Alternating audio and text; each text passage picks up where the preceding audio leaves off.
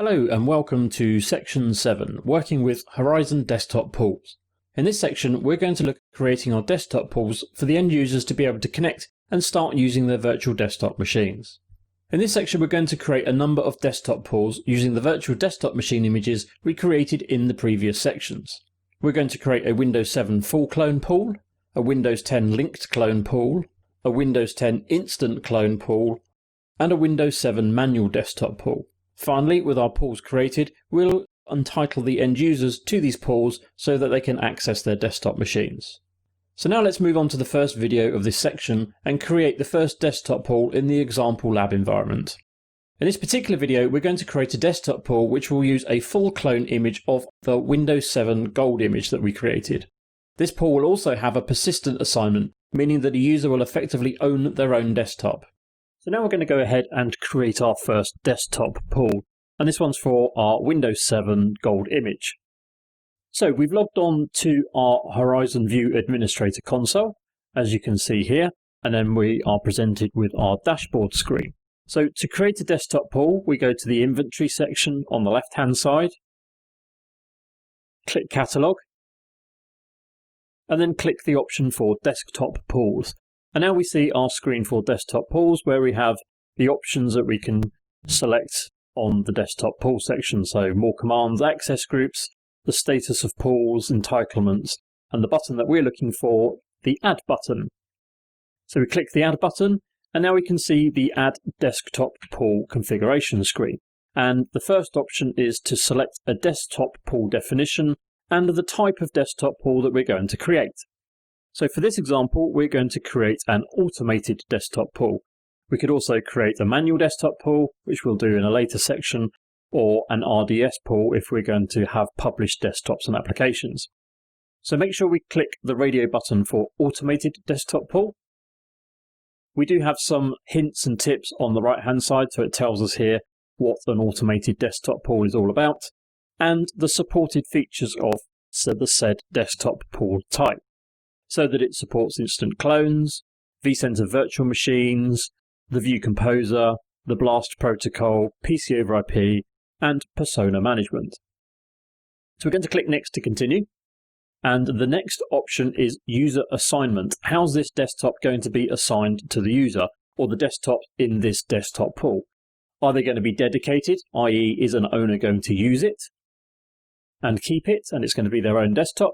Or is it going to be floating, whereas they log in to the desktop pool and each time they log in they receive a different desktop? So for this pool we're going to go dedicated, and then we also have the checkbox here for enable automatic assignment. That basically means that the desktop will be assigned to the user automatically rather than you go and manually select which desktop they get. Again, we have some hints and tips and supported features on the right hand side. So click Next to continue.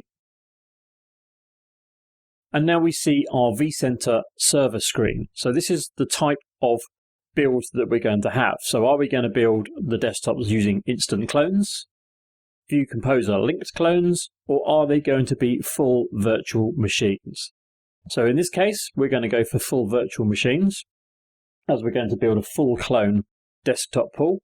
And then we'll see here our vCenter server pop up in the options box. So we need to click that to select it. So that's where the virtual machines are going to be coming from that we're going to create for this desktop pool. Click Next to continue.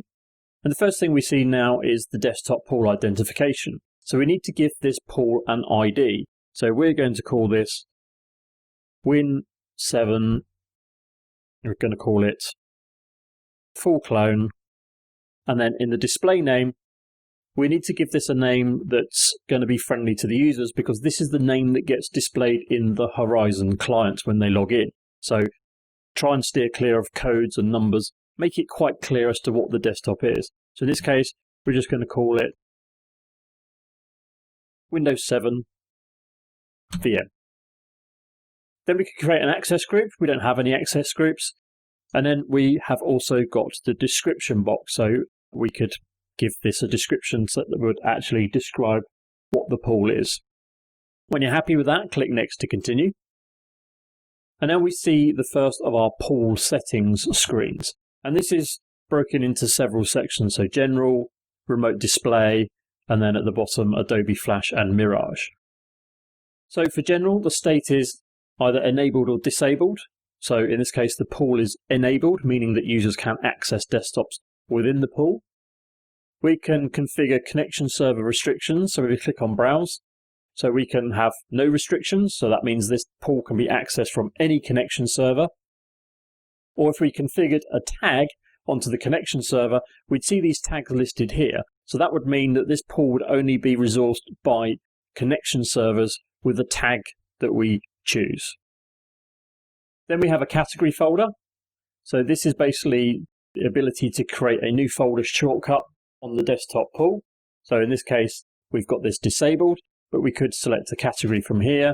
We could add a new folder, and we could add shortcuts to either the start menu or the launcher or the desktop of the machines.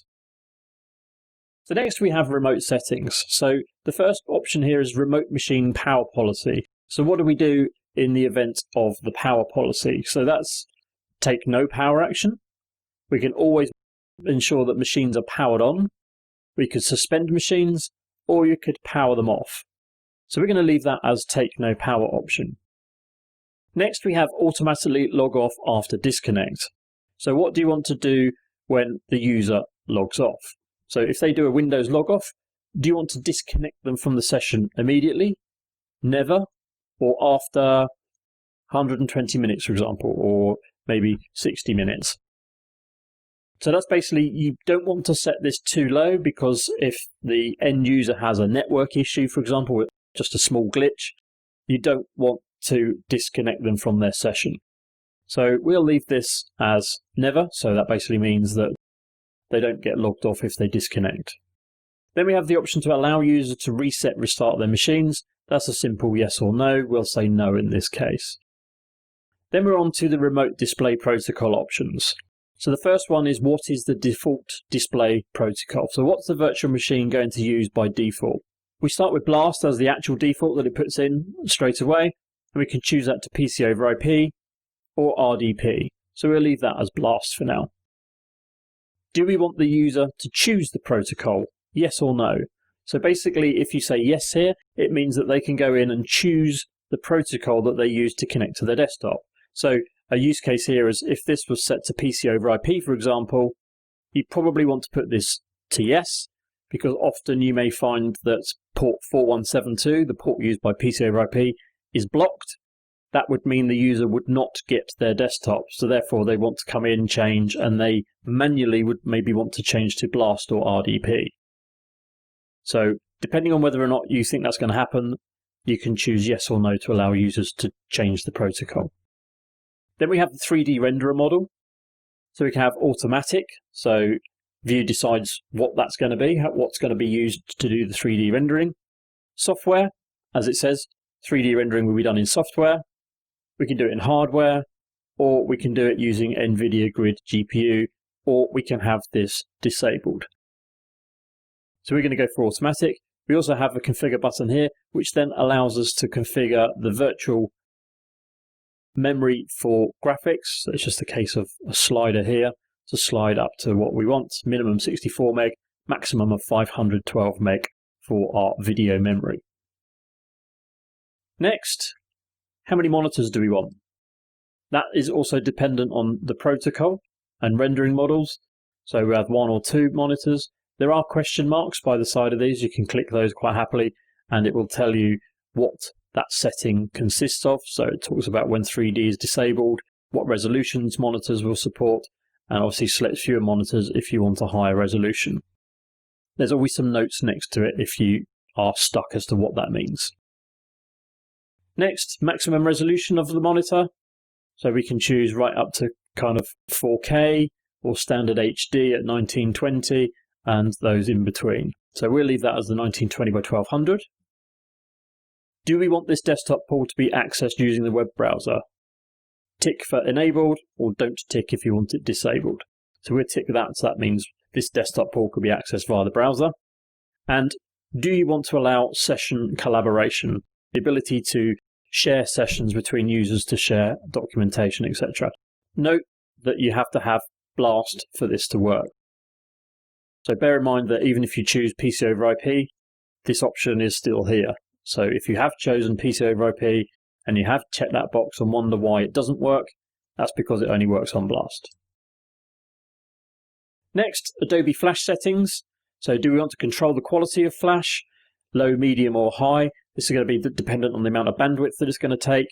And then also we can throttle the Flash building. So we can go conservative, moderate or aggressive. Again, this will take up more bandwidth the more you add. And finally, we have a Mirage setting here. If you've already used Mirage, Mirage is now end of life, where you can override these settings and have Mirage put those in for you as part of a desktop configuration.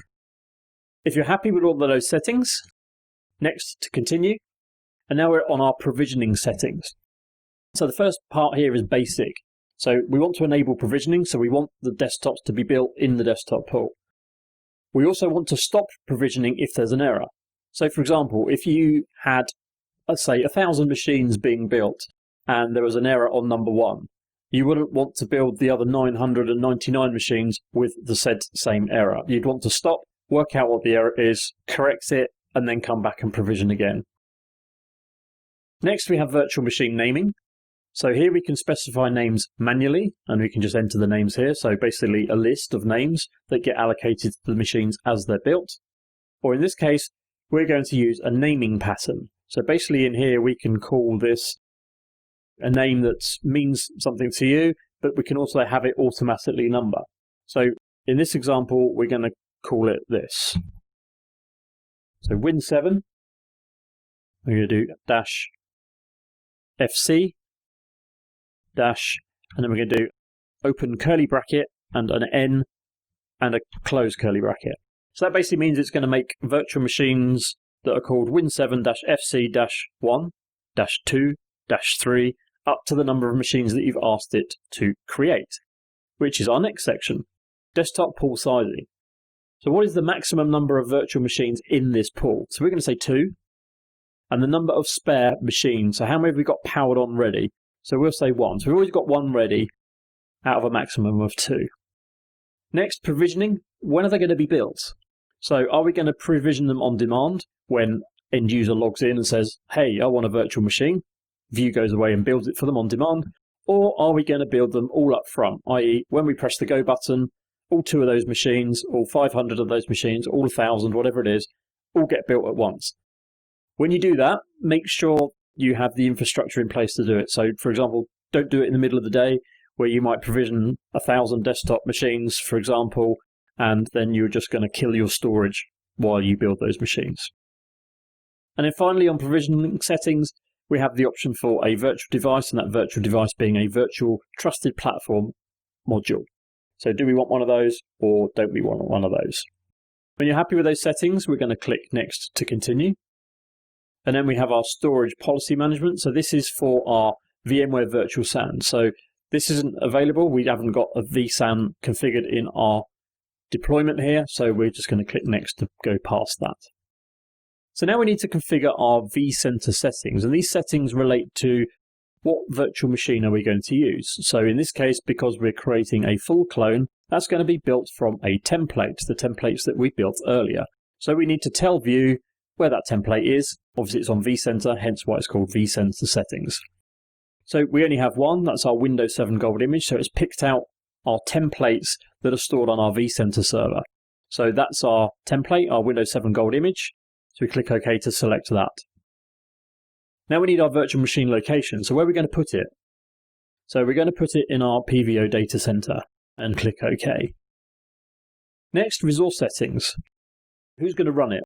What's it going to run on? So we're going to choose our host or cluster and then our resource pool. So these are all vSphere options. So which resource pools are going to run? So that's our ESX host and click OK.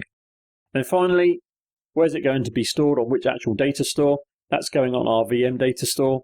So we're going to check the box for that and then click OK.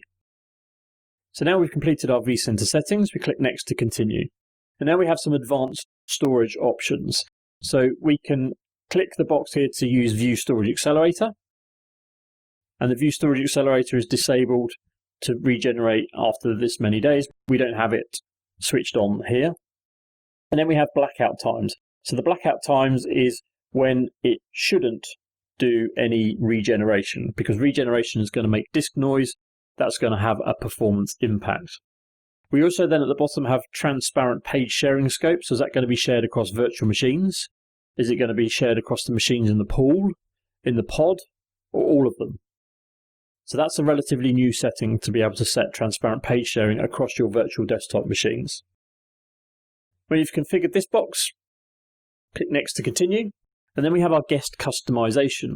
So this is basically preparing the desktop machine as you want it. So we can either not do any customization and go in afterwards manually and build the desktop configuration. So we also there have the option to not power it on, so we can do that manually, control it. Or we could use this customization specification, and then basically what that's going to do is look on our vCenter and look for our customization scripts. We don't have any here, but it would appear in this box here. We'd select that and it would apply that. So some form of sysprep file that we've already created, the answer file. That file may well contain host names, DNS settings, and such like. So we're going to say none, and we'll click Next to continue. And then finally, we have the Ready to Complete box. So this is going to basically give us a summary of all of those things we've selected. So now's the time to go through to make sure that we've chosen all of the right settings, or if we want to change something, we can literally click on back to go back a page, or we can select individually from the left-hand side which ones we want to go back and manually change. You'll also note here that we have a checkbox for entitle end users after this wizard finishes. So if I check that box, what's going to happen is when I finish and the desktops are built, it's going to launch the entitlement page. So that means I can add users to the desktop pool to enable them to use it. We're going to do that in a section after this. So for now, we're just going to click Finish, and then let's view go ahead with vCenter, go build those desktops. So now we've come back to our View Administrator screen. We can see here now, here's our Win7-FC. Remember, that was the ID. That's the display name. The type of pool, it's a vCenter pool. Dedicated assignment using that vCenter. We don't have any people enabled or entitled to this yet. The desktop pool is enabled, so if we do entitle people, they could use it. We didn't create any shortcuts, and because we don't have anyone entitled, then clearly we don't have any sessions running right now. So now you'd be able to go up here and do entitlements, be able to disable the group if we click and highlight it. So we could disable the pool, we could disable provisioning, stop that from happening. We could go and add entitlements. We could go and change to a new access group or change it. And then in more commands, we can view unentitled machines or unentitled policies.